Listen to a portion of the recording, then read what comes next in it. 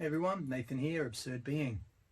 Okay, this video we are still in the first chapter of part 3, the Cogito, and we'll finish up this section in this video. Still just talking about the Cogito, the self. In the last couple of videos we looked at the self's relation to the world and the self's relation to itself.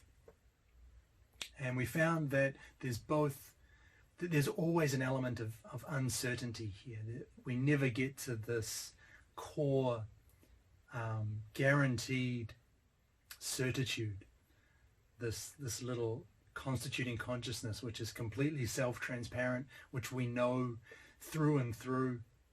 We never get there. There's always uncertainty inherent in this self, in this Cogito. But there is certitude. We can believe our experience in a sense, and in what sense? In the sense that we are engaged in it. We're in the world. When we're actively involved in a situation, there is certitude there, and it doesn't make sense. Like it's incoherent to subject that to this kind of second order doubt, questioning that experience. So there's certitude to be found, but not from an intellectual abstract perspective, only once we are engaged in the world. And the other thing that was important to note is that that certitude doesn't come from I think something. So remember that proposition. I can't be certain of anything around me, but I can be certain that I think there are things around me. So Merleau-Ponty is rejecting that. The certitude doesn't come from I think something. The certitude comes from the opposite. Actually acting, being engaged in the world. And that's going to lead into this first part of this video, in which we're going to look at doubt. Right, so let me start by saying this. I cannot doubt that I doubt while I'm in the act of doubting. That's a nice way to start a section, right? I can't doubt that I doubt while I'm in the act of doubting. So when I'm in the act of doubting, there's no space, if you like. There's no room for this second order reflective analysis to be taking place. If I'm actually doubting something, I'm engaged in whatever it is that I'm doubting. So real doubt is an act, not an intellectual abstraction. That's the main point here. So if I'm actually doubting, really genuinely doubting, then that doubt itself is certain. I can't then subject that doubt to this second order level of doubt, this reflective doubt, without transforming it, without losing the genuineness that it had. And so Merleau-Ponty moves on to talk about Descartes here. So obviously doubt is forever linked with Descartes now. And he says that Descartes didn't overcome doubt through the act of doubting. He didn't overcome doubt through his method of doubt. And that's what we normally think. And that's what Descartes thought himself, I think, that he doubted everything. He just went down the list, doubted everything that he could possibly doubt, and then found a little core of certainty deep down in the Kagito. And that Merleau-Ponty is saying that's actually not what happened. He didn't overcome doubt through this method of whittling away everything that he could whittle away and finding some core truth. Rather, he says he overcame it through thinking, through the actual act of thinking, being engaged in the world, in his life, in a concrete situation. So it was there that he overcame doubt. And insofar as he went a little bit further and then tried to abstract out from that and reflect on that, then he's bringing doubt back into the situation, back into play, as soon as he steps out from that. So Merleau-Ponty's saying that doubt stops at I think, but this isn't an intellectual I think. It's not a second order I think. It's an I think that is engaged in the world. So there's it's a little bit confusing here, but that I think is what he's getting at. Doubt stops at I think, but not an intellectual I think, and I think that's engaged. And he also says this I think is the same as something appears to me. So again, that's this idea that it's not an intellectual abstraction. He's not distancing himself from a real concrete situation. The I think that Merleau-Ponty is talking about is an I think that is fully engaged in perception. So thereby bringing in everything that we've talked about in this video series so far. And given that, this then restores a temporal thickness to the Kagito. So this is linking in a little bit with the idea of temporality, which is nice to see. Finally, we're getting some actual purchase on this idea that everything reduces to temporality. So when we think about this, the kind of intellectual abstract constituting consciousness is eternal. We've talked about that. It doesn't exist in time. There is no time for it. But now, when we're this new understanding of the I think, of the Cogito, as a fully engaged process, a process engaged in the world, now we've got there's some temporality here. There's the Cogito exists in time. There's a temporal thickness. That's a nice word, nice way to describe that. So it's only when we think about the Cogito in those terms that we get to something meaningful. And we'll talk a little bit more about that in a moment. Okay, so we've got this engaged thought. The Cogito, the I think, is not an intellectual abstraction. It's engaged in the world. That's what the I think is. But I also know that I think, because I take up these thoughts. So they're not just, these thoughts aren't just kind of drifting around somewhere and, kind of being picked up randomly. They are, I know them as my own. I recognize them as my thoughts. How is that possible? We've just tried to kind of get rid of this abstraction, this intellectual analysis of the I think, by placing it in the world. But even if we do that, we've still got this problem that actually I know that I think. So kind of built into the idea of the Cogito is this second order reflection, this self-consciousness. And if that were true, then there would have to be an enclave, a self lying somewhere behind all of our thoughts. So there's this, we've struggled to get rid of this second order reflection, but it's there in the Cogito itself.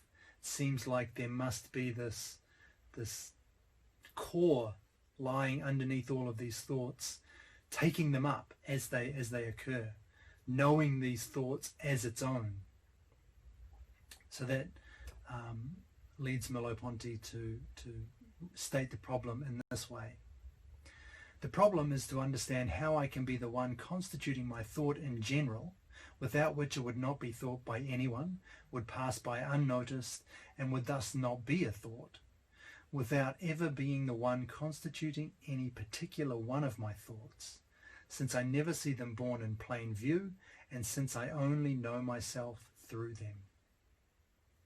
So the problem here, how can I be the one constituting my thoughts, taking up these thoughts, taking possession of them, when I never actually create them? I never see them appearing before me in full view. I never have the sense of kind of piecing these thoughts together. They just arise, as it were, in a sense, unbidden by me.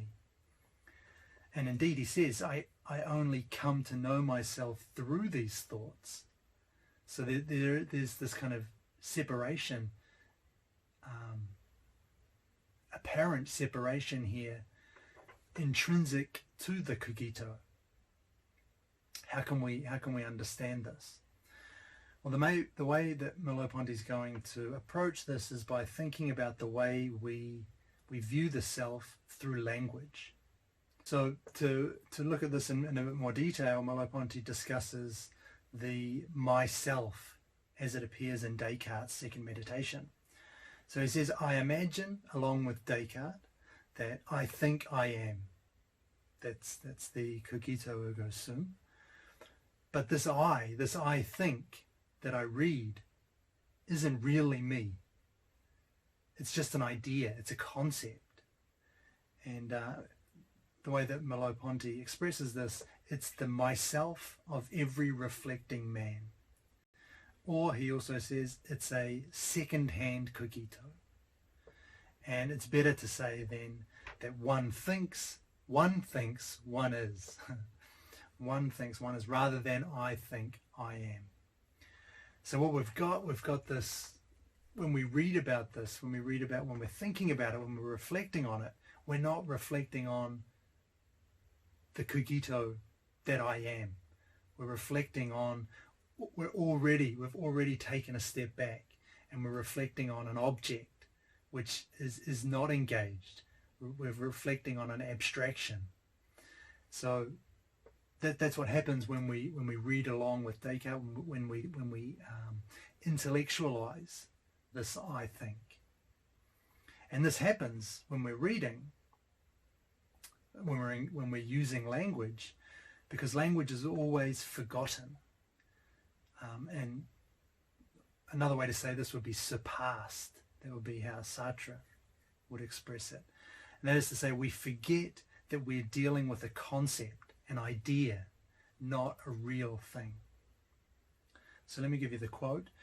The cogito that we obtain by reading Descartes, and even the one that Descartes performs with the intention of expressing it, and when, turning toward his own life, he determines it, objectifies it, and characterizes it as indubitable, is thus a spoken cogito, put into words and understood through words.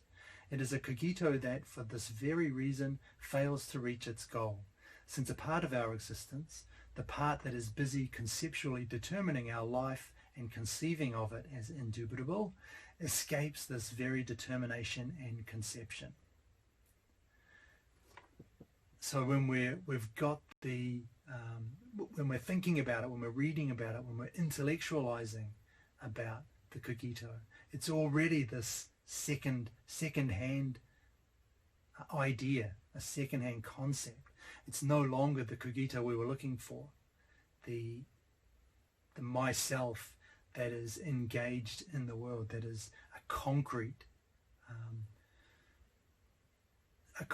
cogito. And the way that Merleau-Ponty describes it here, it's a silent cogito. That's what we're looking for. We're not looking for this spoken cogito, the cogito of language, which is an intellectual abstraction. We're looking for this silent cogito, the experience of myself as myself. And that's what we're going to look at right now. So the cogito isn't a constituting consciousness. It's not a something tangible. It's not a core underneath all of our thoughts. Rather, it's what Merleau-Ponty calls a tacit cogito, and that in the sense that it only has a fleeting, ambiguous hold on itself and the world. We, ourselves, like the world, are not laid open before ourselves. We're not a ready-made object that we can pick up, see, know through and through. We are there's an ambiguity here to ourselves,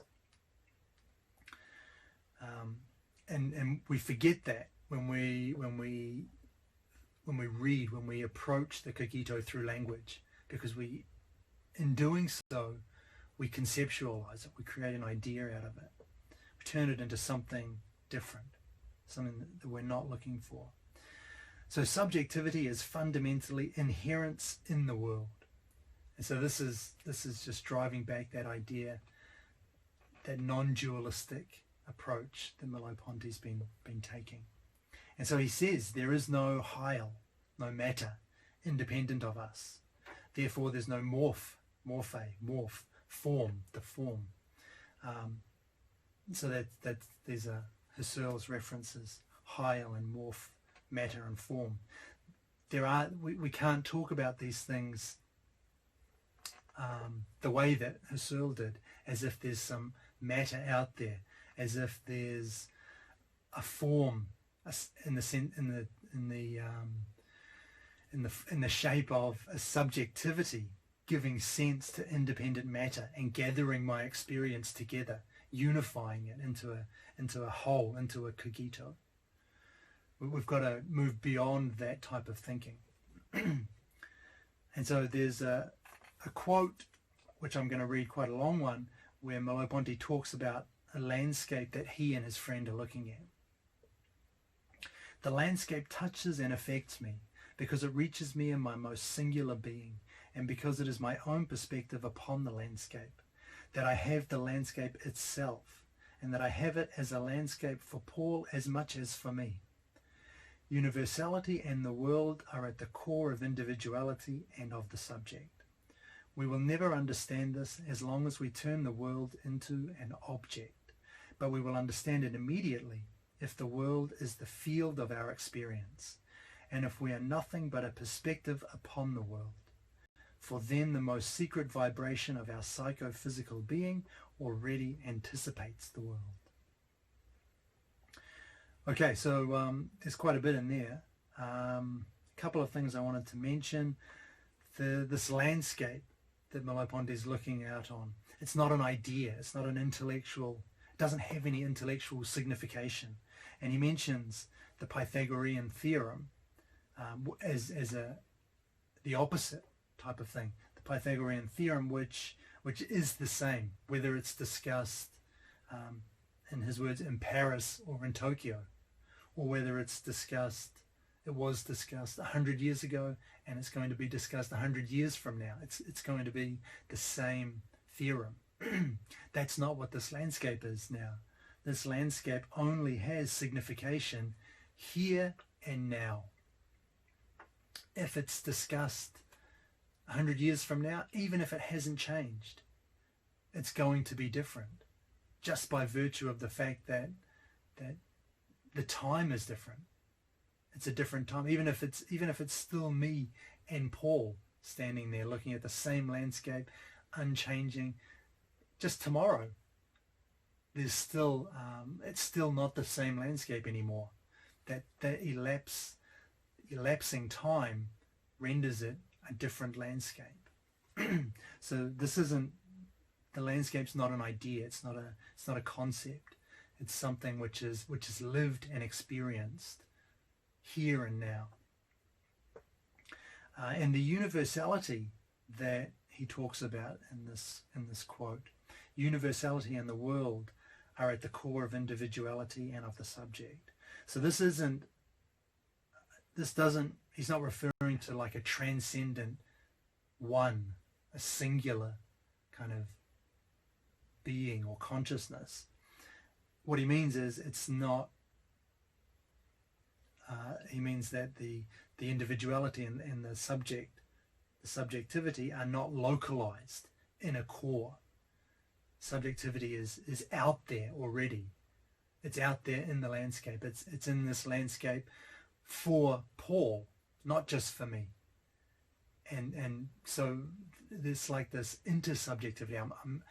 I'm not localized, locked away, independent.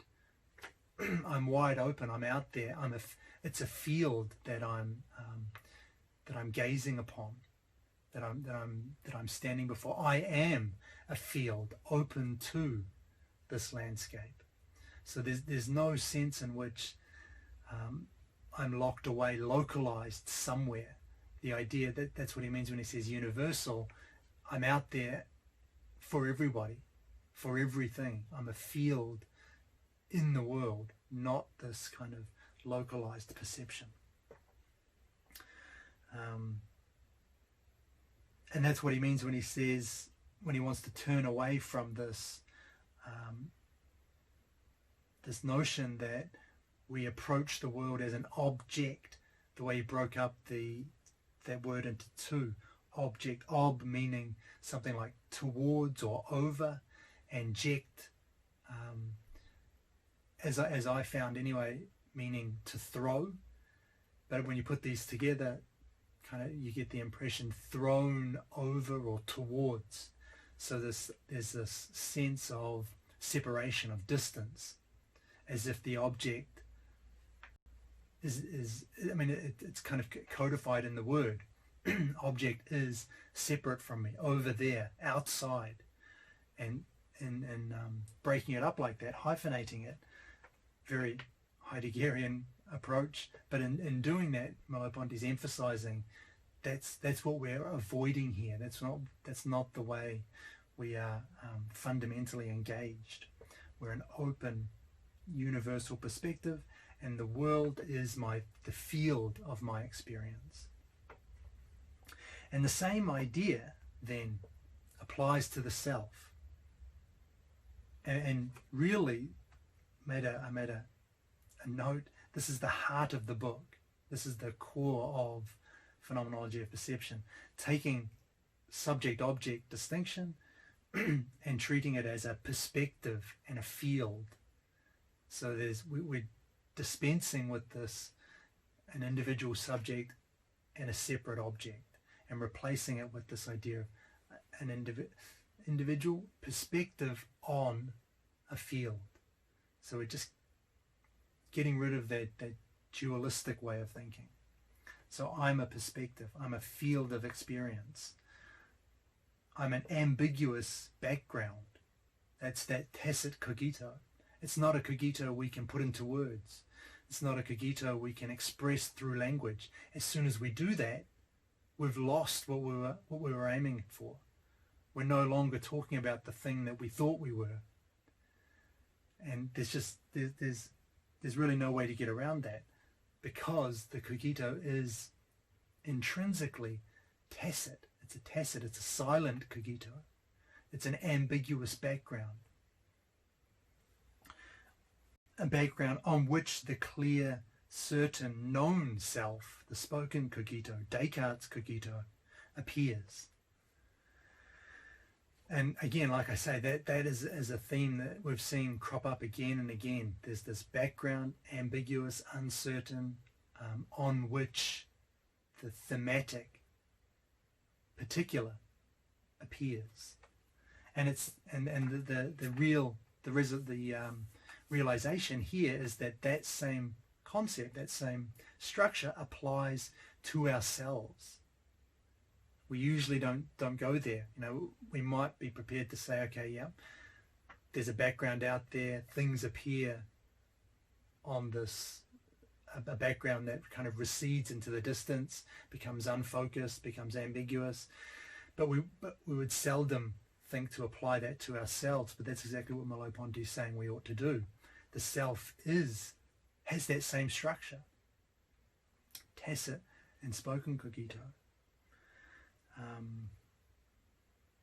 And I also wanted to talk a little bit here about Sartre, going back to, I don't know, Sartre was my gateway into this, so I always like defending him too. I always like defending Sartre. So this is apparent in Sartre's idea of the for itself as nothingness. Right? So he's I think I've mentioned this before, he often gets kind of slammed as being dualistic, like a slightly different take on Descartes. But if you think about what Sartre was saying, he's saying essentially the same thing that Merleau-Ponty is saying here. The self is a perspective. The cogito is a perspective. That's exactly what Sartre says. The for itself is nothingness. It's not a thing. It doesn't exist anywhere out there. It's not something tangible. It's not. There is no core to the for itself. It's literally nothingness. It's a perspective on the world, and that's exactly how Merleau-Ponty is describing it here.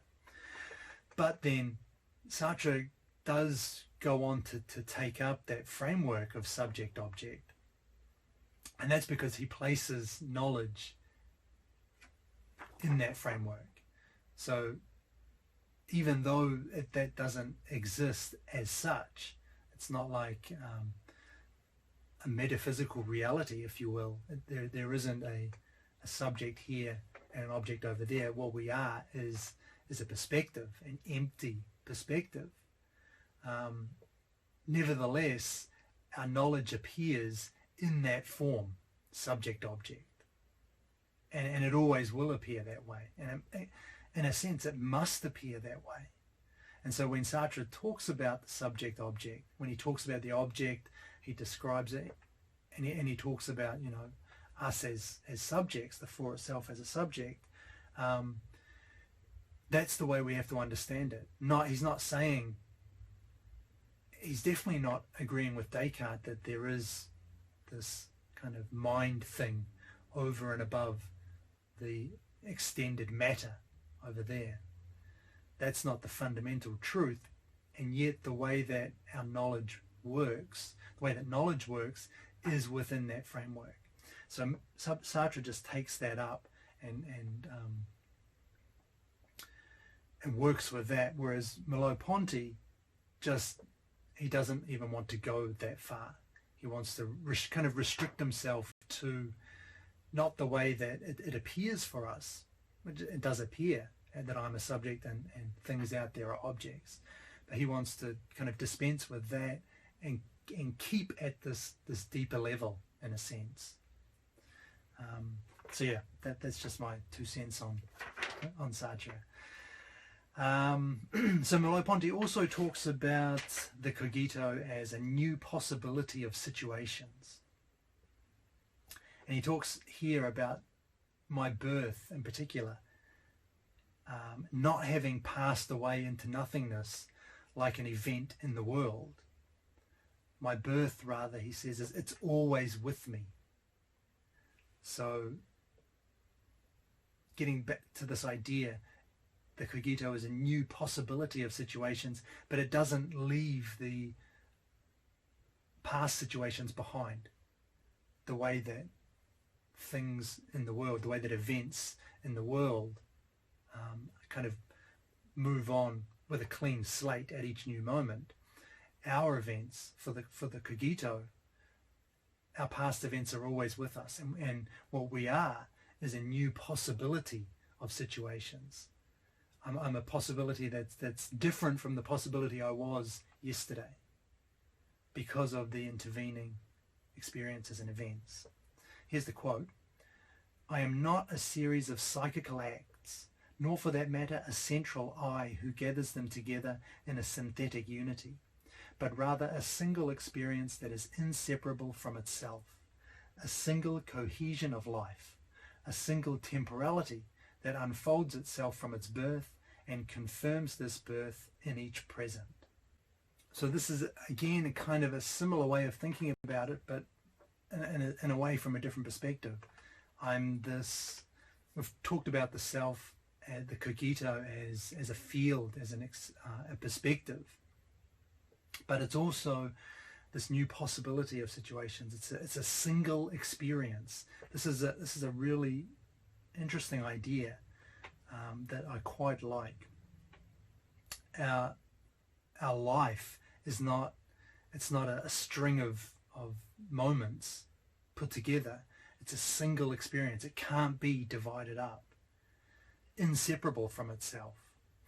and this is an important phrase, a single temporality that unfolds itself from its birth and confirms this birth in each present. So we never get away from our past. Our past events are always with us. And that's because we aren't a series of moments that we can collect, gather up, tie together and put a neat bow on it and say, this is me. It's everything. We are all of these things as one thing. There is no synthesis going on here. Nothing is being collected together and grouped. It's just a totality, a whole. And this is a really interesting idea, which comes straight out of Bergson, actually, Henri Bergson, who you're probably aware of him. He was a philosopher directly preceding these guys, Sartre and Merleau-Ponty and co.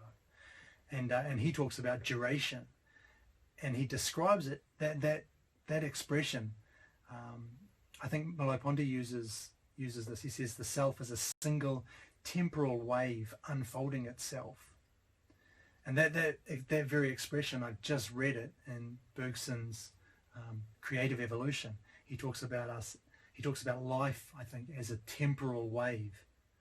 And so there's the idea there is that life is one thing. It can't be broken down and then pieced back together. It is just a whole, a totality.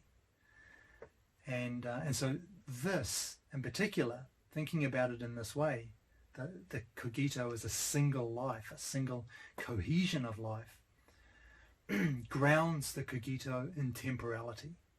We are fundamentally this single moment, which is ever unfolding, but it's not a string of moments. So that really is an important idea to get.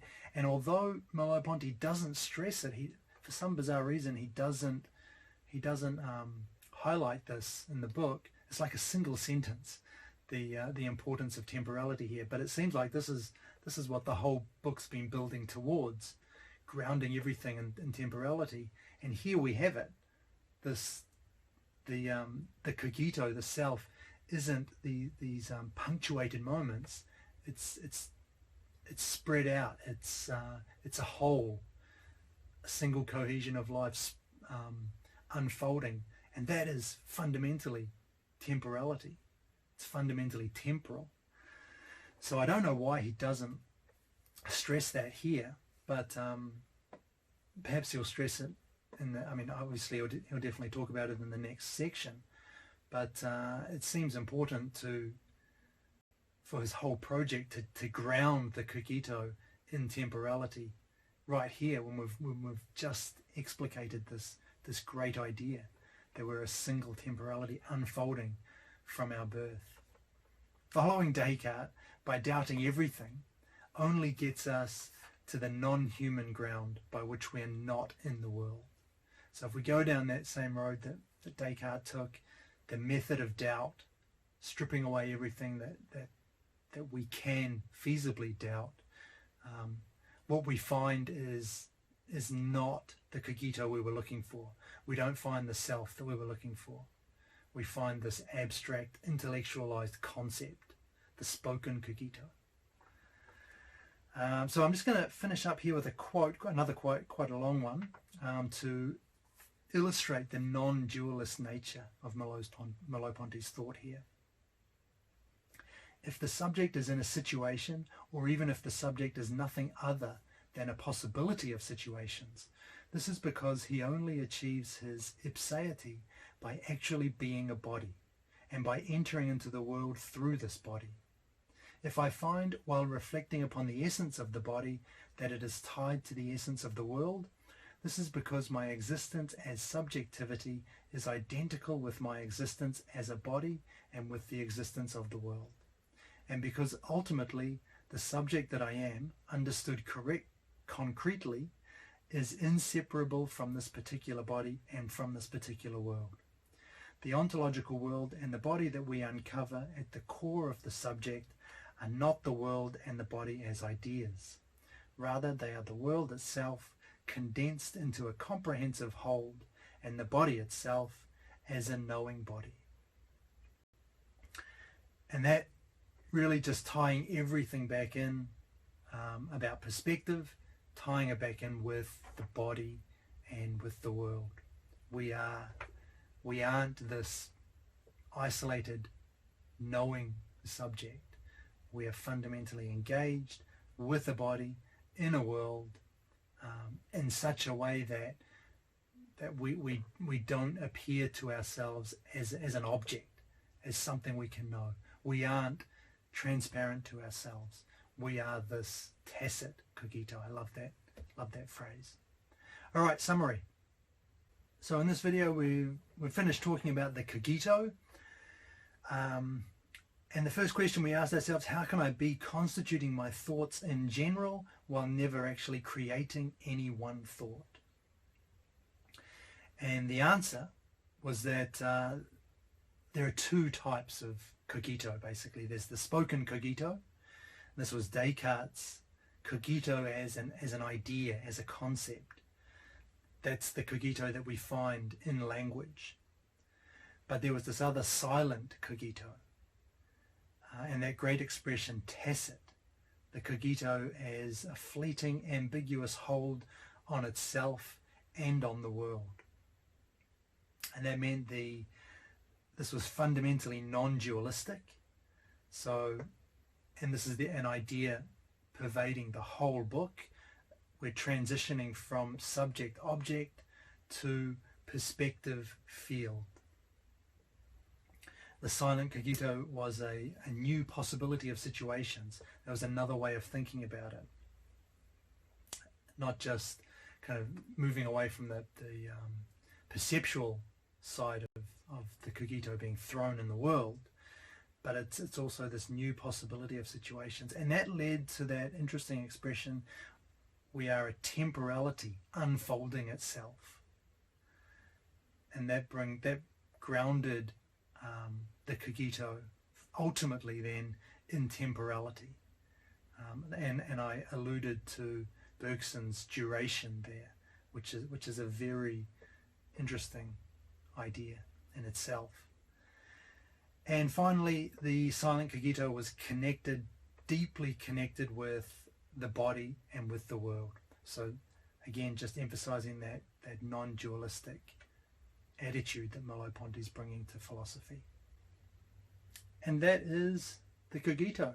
So I think that's fairly satisfying, maybe. It kind of came together reasonably well, I think, at the end, eventually. Yeah, I don't have anything else to say about that. The next video we'll start with getting into temporality. It's funny that, the whole book he builds up towards temporality, and it's reduced to like one chapter, 25 pages or something. It kind of second to last chapter in the book. But yeah, we'll see what he has to say about temporality probably in the next 3 videos. But until then, thanks for watching as always, and I will catch you shortly.